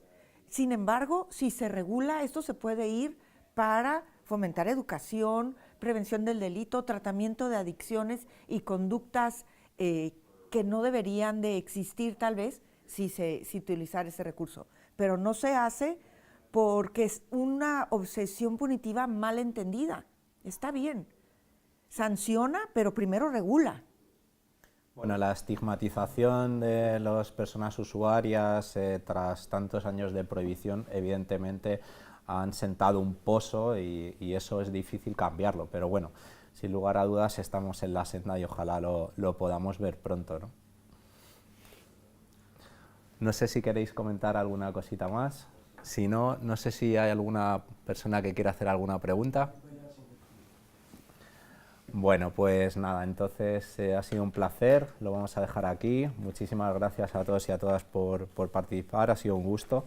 Y nada, pues ojalá la próxima vez estemos un poquito más cerca y sobre todo eso, pedimos valentía a nuestros gobernantes. No son argumentos gratuitos, son argumentos sólidos, son argumentos contrastados, hay una experiencia en la que fijarse y, por supuesto, tenemos la total disposición a colaborar y a ayudar en este difícil proceso, hay que decirlo, para tener unas políticas sobre el cannabis más justas y más inteligentes. Muchísimas gracias a todos y a todas.